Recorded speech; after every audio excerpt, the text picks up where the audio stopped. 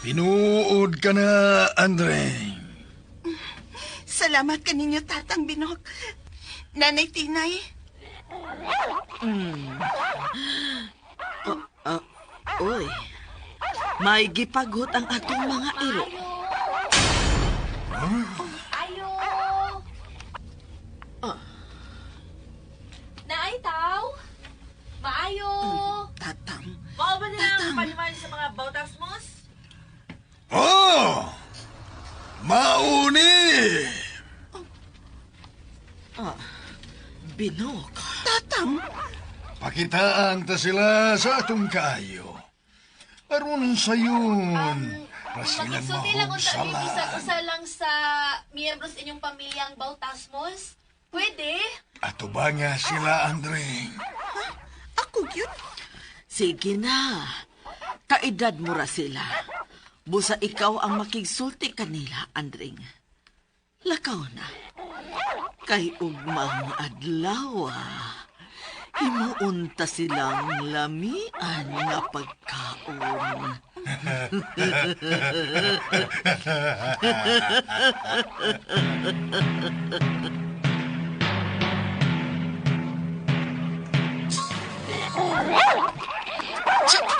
Che!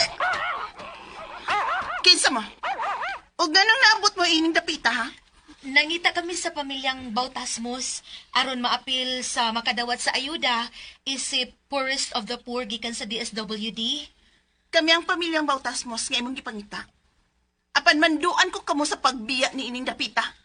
Ha? Palihog lang. Ayaw mi og abuga kay amo man ning trabaho. Bitaw, kamo ang tuyo sa among paghago og tungas dinhi. Wa mi magsalig sa gobyernong way ayo. Kay kaming pamilya, ha? Mga sinalikoy dito sa patag. Ayaw ninyo paminawa ang paghukom sa mga tao ninyo nga kamo mga ungo. Balik na mo sa inyong agi. Aron dili mo mahiagom sa among kasuko. Ayaw ang kontraha ang gobyerno nga mo'y nipadana mo dinhi. Aron pagtunol sa batakang panginahanglan ninyo, isip kabus sa tanang kabus nga pamilya. Naanad na among pamilyang Bautasmos nga pinasagdan. Og angay mong masayod nga dinhi sa bukid sa Kanturatoy, wa mi magkalisod-lisod. Busa, wa mi magkinahanglan anang gipanghambog ninyong ayuda. Saan ang baho, amis? Sige na, Kabaho aron eh. panglakaw na mo. Og ayaw na gid mo pamalik dinhi, ha? Tara, miss. Sige na kumanto sa kabaho.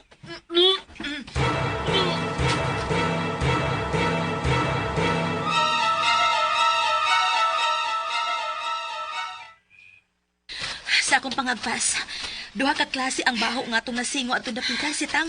Sibot, may pasabot, Miss Evie. Hapit ako makumbinser nga tinuod ginang ungo. Miss Evie. Ug hapit na sa kumutuo nga ang pamilyang Bautasmos din sa bukid sa Kanturatoy. Mga ungo sila.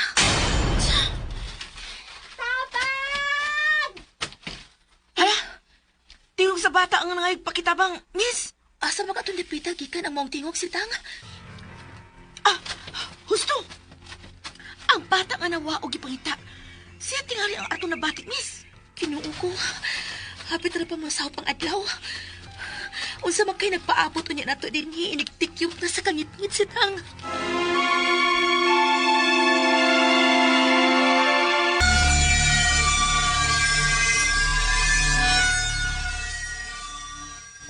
Tabagi ko ninyo! Miss Ivy, tuwa dito napita nagikan ang tingog sa bata. Dali, dito mag-usi upura si Tang. Dali, atong atuon.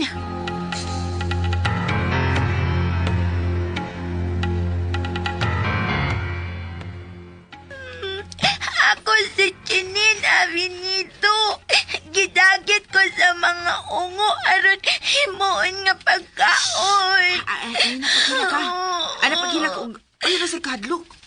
Og natantangan na sa kanamos imong gapos. Iuban ka na mo sa mong pagbiya ining dapita.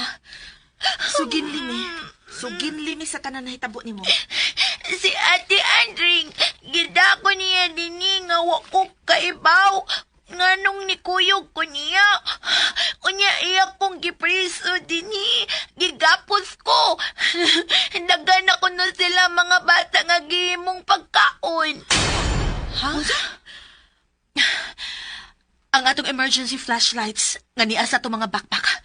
Magamit kini nato pag iwag sa atong agianan si Tang. Kinahanglan makabiyat rin ta dinhi. Oo, Miss Ivy. Pastila na. Mga ungo gidi ang pamilyang Bautasmus.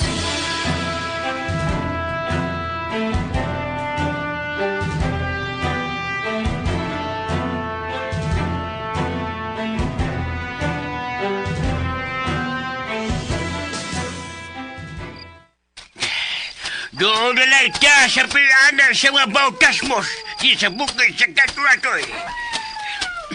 Sa tumato na long. Daw ba na to sila? Dinamit kinilda na to mga so. Ano maug daw ang mga ugo? Patsyon ang mga ugo!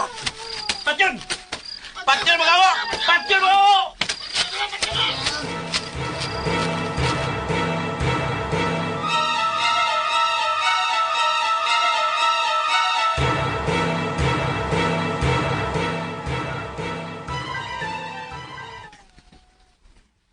Siguro ka, yatua si kamalig sa may sapa ang duha ka mga taga-patag, Andring.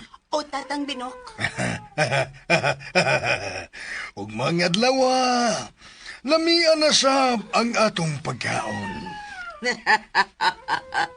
Magpista ang banayng Bautasmus ugmang adlawa. Init! Tatang Bilog! Nanay! Atiray! Init! Sunog! Sunog na nang! Nanang! Gano kini? Patyon ang mga ulo! Patyon! Patyon! Hubad ang mga Bautasmos! Kinsa ka sila! Ayaw! Ayaw ka na ninyong buhat, ha? Ayaw! Ako si Fred, anak ni Papalito. Ang tagyan nining paabangan. Ako si Ivy. O kini akong kauban mo si Sitang. Hello, Fred. Nalipay mi nga. Maayo na gid ka. Gikaluyan pagi sa Ginoo. Wa na ang tibuok pamilyang Bautasmos. Naog daw og apil ang ilang Pinoy-anan. Daghang mga bukog sa tao ang nadiskubrihan dito sa usa ka dakong lungag luyo sa ilang Pinoyanan. Ivy, sitang, bayanihon paghihapon ang inyong gibuhat. Pinaagi ninyo. Natuldukan na gyud ang mga kamatay sa among mga kaigsuunan dinhi sa lungsod sa San Gabriel. Sir Tony, Waday ungo ang bukid sa Kanturatoy, sir. Oh. Napapas ng ilang kasaysayan, dungan sa ilang kamatayon.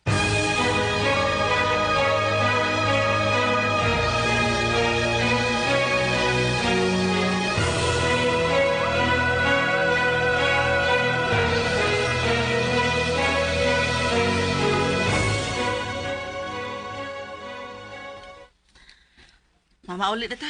Balik na ta sa syudad. oo si Tang. Kumpiyansaha ragid nato Huwag ito mo tuod ayon og ungo.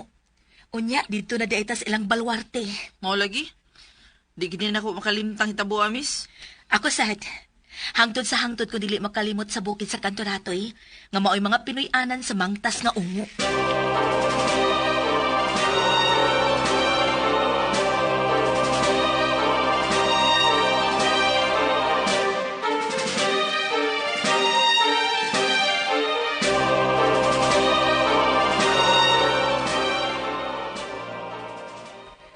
Papa Tony! Pa! Salamat ka. Luwas ka nga nagkapaulit din sa ato, Ivy.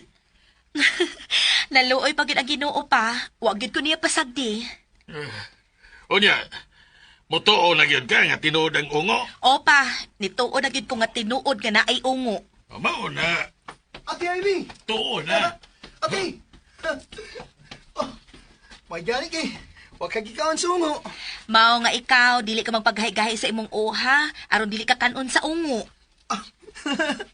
Oo, Ate Ivy. Ako mismo magkapamatuod gyud nga naay ungo. Ug di na gyud nako kalimtan ang bukid sa Kantoratoy.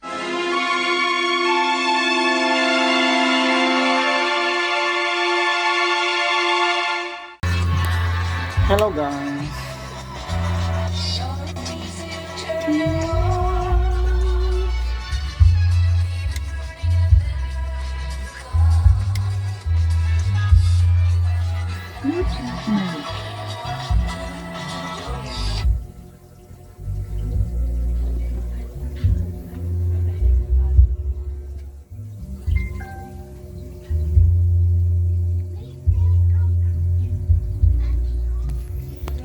Hello guys.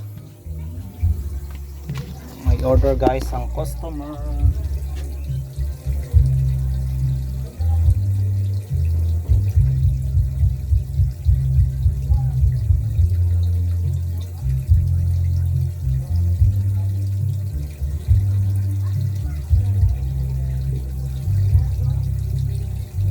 Ang laman ng video na to ay mga kwento ng dalawang simpleng litratong malamang nakita nyo na sa internet pero makapanindig balahibo pala ang kwento sa likod nito. Ito ay mga litratong nakuhaan mahigit 100 taon na ang nakakalipas.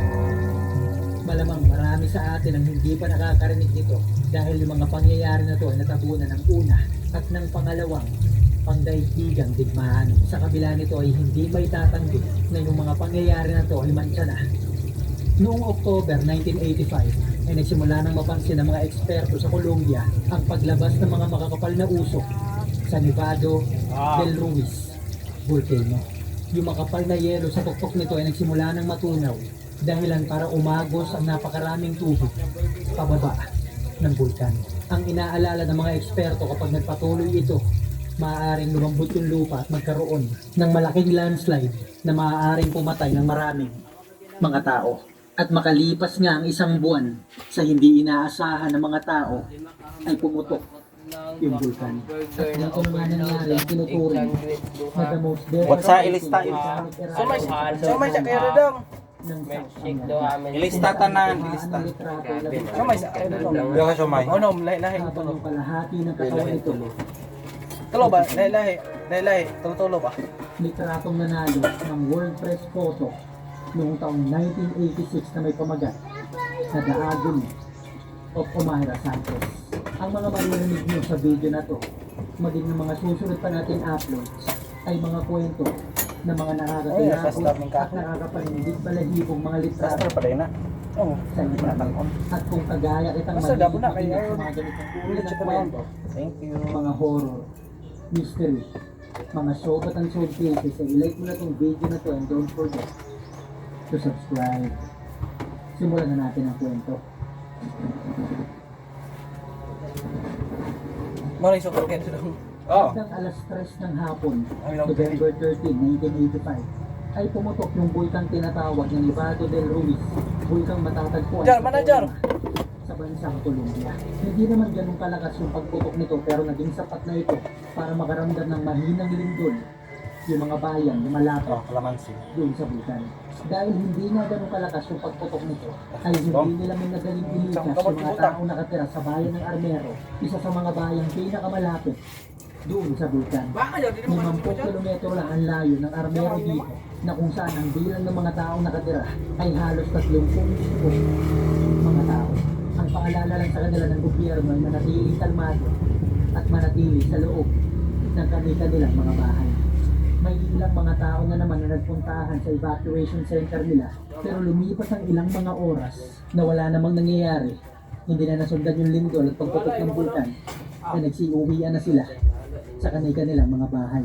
Bandang alas 9 ng gabi, so 6 na oras na nakalipas mula ang unang pagputok nito ay nangyari na ang pinakamalakas na pagputok ng bulkan, Nevado del Ruiz.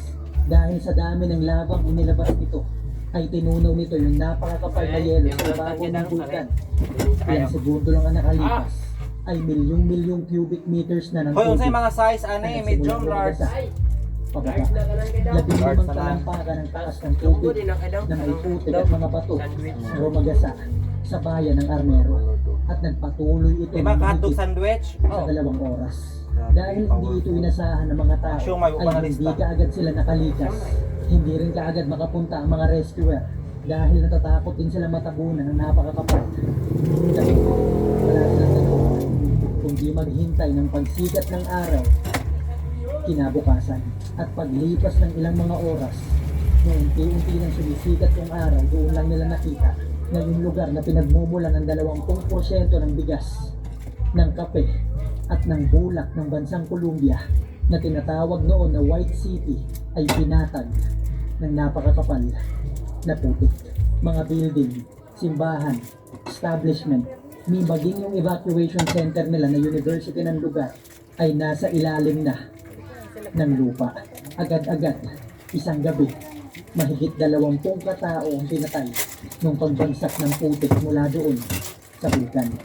Ang nakakalungkot dito ay tumaas pa ng tumaas yung bilang ng mga namatay dahil na hindi kaagad nakakilos yung gobyerno ng lugar.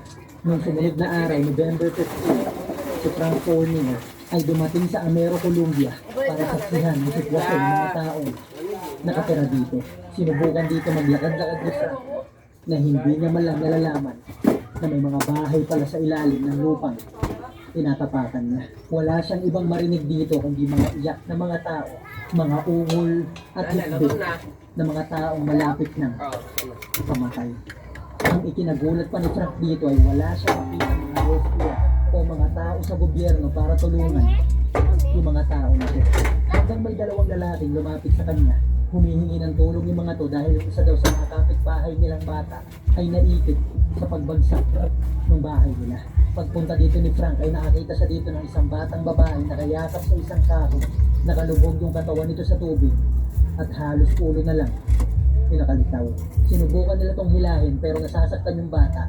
Nung sinubukan nilang sisirin yung tubig at tignan kung bakit hindi nila tumahila at hindi siya makaalis, may mabigat na bagay palang nakadagan sa kalahati ng katawan niya. Kaya wala silang magawa kundi maghintay ng rescue team doon sa lugar. Positibo naman ang isip ni Omayra na makakaalis siya sa pagkakaipit sa ilalim ng tubig. Dahil marami ng mga taong tumutulong sa kanya, nakikipagkwentuhan pa ito, nakikipagkantahan sa mga tao, pinapakain at pinapainom siya ng mga to hanggang makalipas pa ang ilang mga oras ay dumating na yung rescue team at dito lang nila nalaman na yung pader pala ng bahay nila Omayra ay dumagan sa kalahati ng bahagi ng katawan niya. Wala silang sapat na equipment para buhatin ng mabigat na pader na yun. Dito yung simula na mag-iyakan ng mga reporter, hindi sila makatingin kay Omayra. Sa pagkausap nila to ay sa malayo sila nakatingin dahil alam nila ng punto na yun ay wala silang magagawa para iligtas yung bata. Ang tanging magagawa lang nila ay kausapin ito at samahan hanggang sa mga huling oras niya. Nung napansin ni Omayra yung mukha ng mga taong nakapaligid sa kanya na mukhang hindi na nga siya makakaalis doon, ay sinabihan niya yung mga to na magiging okay lang daw siya at wala silang kasalanan. Si Frank naman ay wala din magawa kundi picturean yung mga huling sandali. Muli sa ilaha. Ito yung huling picture ni Omayra Sanchez sa camera ni Frank at makalipas na Masya gibilin. makuhaan ulit. Ito ay makalipas ang mahigit sa 50 oras ng pagkakalibig sa malamig na tubig na yan. At yung litrato na nga na ito nakuha ni Frank ang nanalong World Press Photo noong taong 1986 na may pamagat na The Agony of Omayra Sanchez. Nung nailabas yung litrato na ito, nalaman ng mga taong hindi na iligtas yung bata ay nakatanggap ng mga samot-saring pangungutya ang gobyerno ng Colombia mula sa iba't ibang malalaking bansa na sa kung paano kadahilanan daw ay wala silang nagawa para iligtas yung bata. Pinalaunan nalaman nila yung mga pakapala ni Omayra ay nakalibig sa napakalaking bloke ng pader. Kaya imposible talaga sa matanggal dito ng walang malalaking equipment. Ang isa pa sa nalaman nila yung tita pala ni Omayra na kasama niya dun sa bahay ay nakahawak sa mga paa ni Omayra na nakalibing din sa malaking bloke ng pader na yun. Basa akong order bin. Ay, bigit na. Kagaya ng alam natin, ang Mount Everest ay ang pinakamataas na bundok sa buong mundo. Ang tawag ay mahigit 29,000 feet above sea level. Pagdali ha, Ang bundok buwangan, na basit asa pa ka magturtor, asa mo bayad? na ito Di bayaran sa na. mga pinakamagandang tanawin sa buong mundo. Para lang ito Hoy, pakita. paninis at mapayapang malaking bundok ng yelo mula sa malayo. Sa kabila niyan ay may ilang mga grupo ng mga taong tinatawag ang Mount Everest na pinakamataas na libingan. Dahil nga sikat ang Mount Everest na pinakamataas Abre na daw. sa buong mundo, ay maraming mga tao ang gusto Ay, napagkalo. sa pukpok nito. Sa kabila ng napakalaki ang ibabayad mo dito, mapayagan ka lang umakyat. Umaabot ng $45,000 to $100,000 Ang babayaran mo, kasama na doon yung mga isusuot mo, yung mga paghahanda, government fees, mga taong sasama sa'yo at magtuturo ng daan. Dahil sa napakaraas ng Mount Everest, napakalamig dito, ay maaari pa kayo madaanan ng napakalakas na bagyo ng yelo. Kaya naman yung mga nagtagal dito ay meron lang specific na oras na kapag hindi nila kaya makarating sa tuktok ng bundok kahit gaano pa sila kalapit dito, ay kakailanganin nila. Magdali ay napadalag pa uban. Kaso nga lang, may mga taong tinatamaan ng samit fever na kapag natatanaw na nila yung tuktok ng bundok o yung samit, kahit gaano pa ito kadelikado, kahit pugilan pa sila ng mga taong kasama nila, ay nagpapatuloy sila sa paglakad dahil sa minsan nila ay malapit na ako sa tuktok na siya magiging dahilan ng pagkamatay ng marami mga tao dito. Noong February 1996, si Paljor Chewang, 28 taong gulang, isang border police ng India, ay nakatanggap ng isang malaking oportunidad na operan siya bilang manguna sa pag-akyat sa Mount Everest na hanggang ngayon ay tinuturing na pinaka-ambisyosong misyon ng Indo-Tibetan Border Police Department. Isang napakadelikadong misyon pero isang malaking karangalan para kay Paljor. Mahigit isang dekada ng border police si Paljor ng India. Sila yung mga tagapagbantay sa border ng India, Nepal at China. Makalipas ang ilang linggong paghahanda nila Paljor, ay nagsimula na silang maglakbay paakyat ng Mount Everest. May iba sa pag-akyat dito ay tumatagal ng 1 hanggang 2 buwan. Makalipas ang ilang linggong paglalakbay ng team nila, ay naging mapayapa ang panahon at naging tuloy-tuloy ang pag-akyat nila. Hanggang May 10 ay nakarating na sila sa Camp 4 na kung saan ito ang huling kampong pagpapahingaan nila bago sila diniretso sa tuktok ng bundok. Mula Camp 4 hanggang sa summit ng Mount Everest, kung maganda-ganda ang panahon, ay tatagal na lang sila ng 10 hanggang 12 oras bago marating nila Paljor yung tuktok ng pinakamataas na bundok sa buong mundo. Na kapag narating mo to, ay para ka na rin nasa taas ng mundo. Ang kaso nga lang, ang daan mula sa Camp 4 papunta sa tuktok ng Mount Everest ay tinatawag na Death Zone dahil dito naitala ang may pinakamaraming pagkamatay ng mga taong nagtangkang umakyat ng Mount Everest. Dito na yung parting tanaw na tanaw mo na yung tuktok ng bundok. Kaya naman kahit delikado, kahit pagbawalan ka at sigilan, ay pinipili ng mga tao magpatuloy sa pag-akyat. Dito na rin yung parte na napakababa na ng oxygen, lalo na't pag sinabayan pa yan ng masamang panahon. Ang plano nila Paljor na siyang payo sa kanila ng taong nagturo sa kanila sa pag-akyat ng Mount Everest ay alas 3 ng madaling araw sila aalis ng Camp 4. Anumang araw sila makarating sa Camp 4, kinabukasan ng alas 3 na sila ng madaling araw aalis. Dahil kapag ginawa nila to, ay wala silang mararanasang masamang panahon sa kabuuan ng paglalakbay nila paakyat. Ang kaso nga lang, si Paljor at yung 5 pa niyang mga kasama ay alas 7 na ng umaga gumising. Mahigit 4 na oras sa oras na ipinayo sa kanilang umakyat.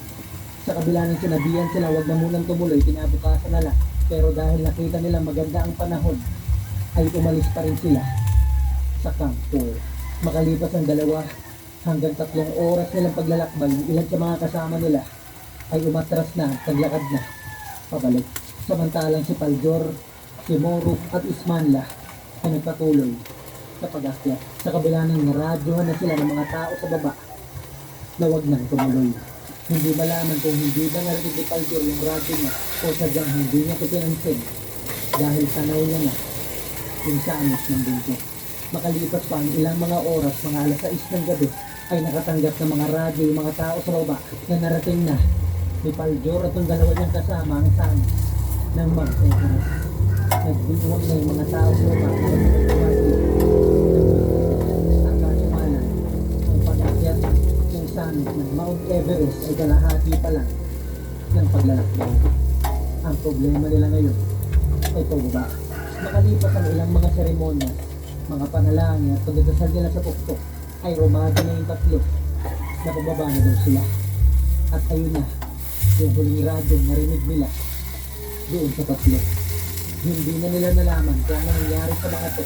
Ang sumunod na nabalitaan nila, paglipas ng ilang mga araw, yung ilang mga tao nakarating sa summit ng Mount Everest, nung pababa na sila ay nakakita sila ng isang bangkay ng lalaki nakatago sa kuweba malapit sa tuktok ng bundok. Nung pinicture nila yung bangkay nito, ay nakita nila yung sapatos na suot-suot nito. Sapatos na kaparehas ng suot ni Palgero. Ang tawag nila sa bangkay na yun ay green boots na naging landmark na ng mga taong umaakyat sa Mount Everest. Na kapag nakita mo daw si green boots, ay malapit ka na sa tuktok. Ang mas nakakakilabot dito ay mahigit 200 bangkay ang makikita mo sa pag-akyat ng bundok na to. Dahil nga pag-akyat dito at pababa ay delikado na. Mas delikado pa kung may dala-dala kang bangkay. Dahil sa laki ng gasto sa pagkuha ng mga bangkay na to, yung mga pamilya nila ay pinili na lang hayaan yung mga bangkay nila sa bundok. Kaya naman karamihan sa mga landmark dito, imbis na campsite, ay mga bangkay ng mga tao. Ito yung picture ng bangkay na may green boots na paniniwalaan si Palgero. Noong 2014 ay nawala yung bangkay nito. Ang paniniwala ay inilipat ito sa mas tagong lugar bilang respeto din sa bangkay maging sa pamilya nito. Sa lakas ng bagyo ng yelong dumaan noong May 11 sa Mount Everest na maaaring pumatay nga kay Palgero sa dalawa niya pang kasama, may 5 climber pa na namatay nung parehong araw na yun sa kabilang parte ng bundok. Ngayong taon lang, 2026, buwan din ng Mayo, 3 buhay ulit ang kinuha ng Mount Everest. Last year, 2025, ay may 4 na tao ulit na namatay dito. At ang isa dito ay si Philip Santiago II, isang Pilipino na binawian ng buhay habang nagpapahinga sa Camp Paul. Pero na-recover naman yung bangkay niya. At dito na nga naitala ang pinakaunang Pilipino na matay sa Mount Everest. Hanggang ngayon ay pila-pila pa rin ang mga taong nagtatangkang umakyat dito, na sa bawat taon 1% sa kanila ang namamatay. Mag-iwan na lang kayo ng comment kung ano masasabi nyo sa mga kwento na to. Magkita-kita na lang tayo sa susunod na kwento.